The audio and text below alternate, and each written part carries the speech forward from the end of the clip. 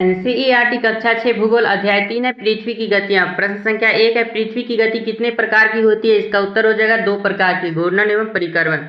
प्रश्न संख्या 2 है पृथ्वी का अपने अक्ष पर घूमना क्या कहलाता है? इसका उत्तर हो जाएगा घूर्णन। प्रश्न संख्या 3 है पृथ्वी का सूर्य के चारों ओर घूमना क्या कहलाता है? इसका उत्तर हो जाएगा परिक्रमण। प्रश्न संख्या 4 है पृथ्वी अपने अक्ष पर कितने समय में एक चक्कर लगाती है? इसका उत्तर हो जाएगा लगभग 24 घंटे। प्रश्न संख्या 5 है पृथ्वी के घूर्णन को किस गति का नाम दिया जाता है? इसका उत्तर हो जाएगा दैनिक गति। प्रश्न संख्या 6 है पृथ्वी की धुरी किस काल्पनिक रेखा से होकर गुजरती है? इसका उत्तर हो जाएगा ध्रुवों से। प्रश्न संख्या 7 है पृथ्वी की धुरी कक्षा तल पर कितने डिग्री का कोण बनाती है? इसका उत्तर हो जाएगा 66.5 डिग्री। प्रश्न संख्या 8 है पृथ्वी की धुरी और कक्षा तल के बीच कोण कितना होता है? इसका उत्तर हो जाएगा 23.5 डिग्री।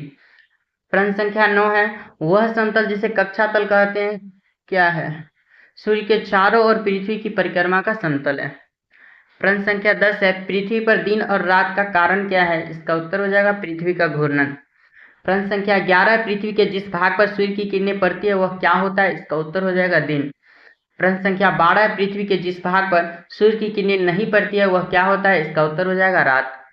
प्रश्न संख्या 13 है दिन रात के परिवर्तन को क्या कहते हैं? इसका उत्तर हो जाएगा प्रतिवर्ती वृत्त। प्रश्न संख्या 14 है घूर्णन की वजह से पृथ्वी पर क्या कहलाता है? इसका उत्तर हो जाएगा दिन और रात। प्रश्न संख्या 15 है पृथ्वी की दैनिक गति कौन सी है? इसका उत्तर हो जाएगा घूर्णन। प्रश्न संख्या 16 है यदि पृथ्वी घूर्णन ना करे तो क्या होगा? इसका उत्तर है पृथ्वी का एक भाग हमेशा दिन में और दूसरा भाग हमेशा रात में रहेगा। प्रश्न संख्या 17 है यदि पृथ्वी घूर्णन ना करे तो सूर्य की ओर वाले भाग में क्या होगा? इसका उत्तर हो जाएगा हमेशा गर्मी व उजाला रहेगा। प्रश्न संख्या 18 है यदि पृथ्वी घूर्णन न करे तो सूर्य से विपरीत वाले भाग में क्या होगा? इसका उत्तर हो जाएगा हमेशा अंधेरा और ठंडक रहेगी। प्रश्न संख्या 19 है पृथ्वी का सूर्य के चारों ओर घूमना क्या कहलाता है? इसका उत्तर हो जाएगा परिक्रमण।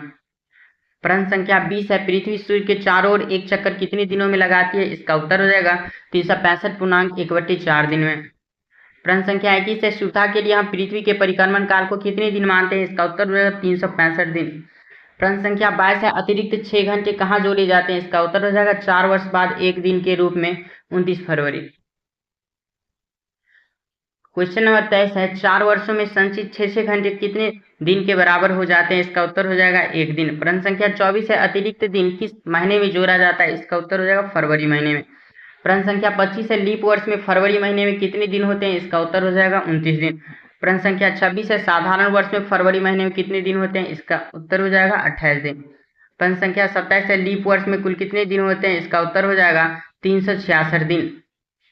प्रश्न संख्या 28 है साधारण वर्ष में कुल कितने दिन होते हैं? इसका उत्तर हो जाएगा 365 दिन। प्रश्न संख्या 29 है पृथ्वी सूर्य के चारों ओर किस पथ में चक्कर लगाती है? इसका उत्तर हो जाएगा दीर्घवृत्ताकार पथ में। प्रश्न संख्या 30 है ऋतुओं में परिवर्तन किस कारण होता है? इसका उत्तर हो जाएगा पृथ्वी की सूर्य के चारों ओर परिक्रमण और पृथ्वी की धुरी के झुकाव के कारण। प्रश्न संख्या 31 है एक वर्ष में कितनी ऋतुएं होती है? इसका उत्तर हो जाएगा 4 ऋतुएं ग्रीष्म वर्षा शीत एवं वसंत। प्रश्न संख्या 32 है 21 जून को सूर्य की किरणें किस रेखा पर सीधी पड़ती है? इसका उत्तर हो जाएगा कर्क रेखा पर। प्रश्न संख्या 33 है 21 जून को पृथ्वी का कौन सा ध्रुव सूर्य की ओर झुका होता है? इसका उत्तर हो जाएगा उत्तरी ध्रुव। प्रश्न संख्या 34 है 21 जून को उत्तरी गोलार्ध में कौन सा मौसम होता है? इसका उत्तर हो जाएगा ग्रीष्म ऋतु।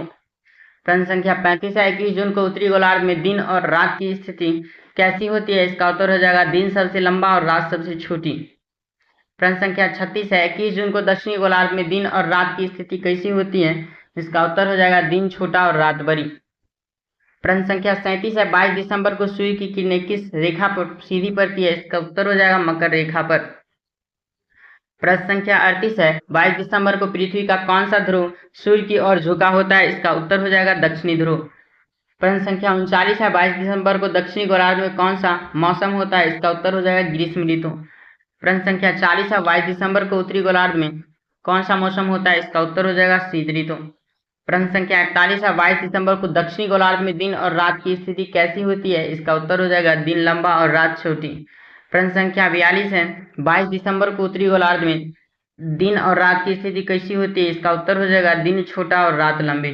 प्रश्न संख्या 43 है 22 दिसंबर की स्थिति को क्या कहते हैं? इसका उत्तर हो जाएगा दक्षिणायन, उसी को कहते हैं शीत अयनांत। प्रश्न संख्या 44 है 21 मार्च और 23 सितंबर को सूर्य की किरणें किस रेखा पर सीधी पड़ती है? इसका उत्तर हो जाएगा भूमध्य रेखा पर। प्रश्न संख्या 45 है, 21 मार्च और 23 सितंबर को पृथ्वी की धुरी की स्थिति कैसी होती है? इसका उत्तर हो जाएगा ना तो किसी ध्रुव की ओर झुकी होती है और ना ही विपरीत।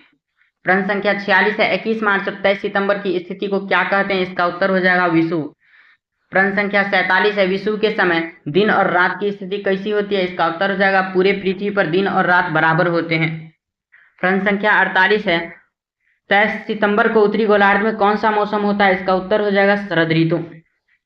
प्रश्न संख्या 49 है, 23 सितंबर को दक्षिणी गोलार्ध में कौन सा मौसम होता है? इसका उत्तर हो जाएगा वसंत ऋतु। प्रश्न संख्या 50 है, ऋतुओं में परिवर्तन का मुख्य कारण क्या है? इसका उत्तर हो जाएगा पृथ्वी का घूर्णन, परिक्रमण और धुरी का झुकाव। अब अभ्यास प्रश्न है, कुछ दिया गया है, बोला जा रहा है निम्नलिखित प्रश्नों के उत्तर संक्षेप में लिखिए। प्रश्न है, पृथ्वी के अक्ष का झुकाव कोण क्या है? इसका उत्तर हो जाएगा 23.5 डिग्री। या कक्षा तल से पूछा जाएगा तो 66.5 डिग्री हो जाएगा। घूर्णन एवं परिक्रमण को परिभाषित करें तो इसका उत्तर हो जाएगा पृथ्वी का अपने अक्ष पर घूमना घूर्णन कहलाता है। और परिक्रमण किसको कहेंगे? पृथ्वी का सूर्य के चारों ओर घूमना परिक्रमण कहलाता है।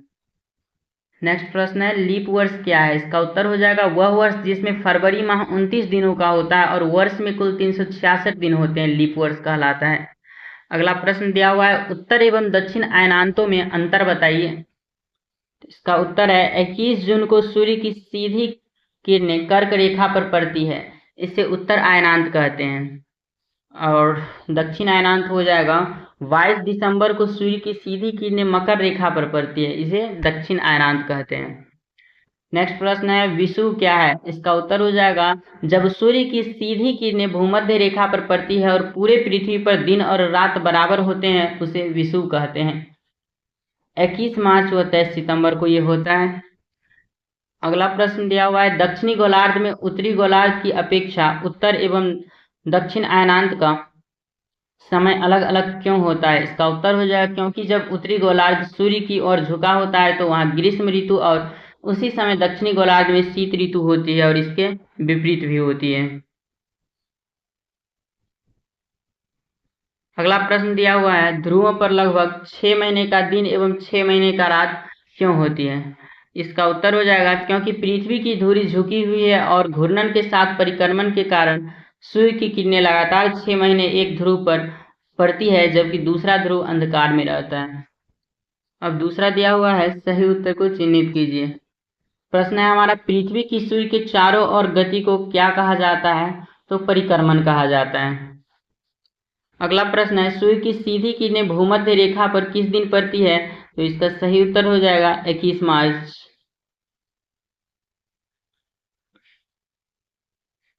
21 मार्च हो जाएगा और 23 सितंबर हो जाएगा, दोनों विषुव दिन है। अगला प्रश्न है, गर्मी में क्रिसमस का पर्व कहाँ मनाया जाता है? इसका उत्तर हो जाएगा ऑस्ट्रेलिया में। अगला प्रश्न है, ऋतुओं में परिवर्तन पृथ्वी की किस गति के कारण होता है? इसका उत्तर हो जाएगा परिक्रमण। और तीसरा प्रश्न दिया हुआ है, खाली स्थान भरो। एक साधारण वर्ष में दिनों की संख्या कितनी होती है? 365।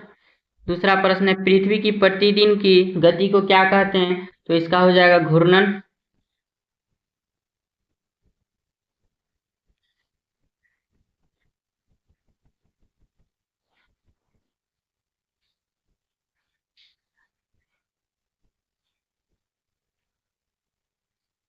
अगला प्रश्न है, पृथ्वी सूर्य के चारों ओर किस प्रकार कक्षा में घूमती है? तो इसका उत्तर हो जाएगा दीर्घवृत्ताकार।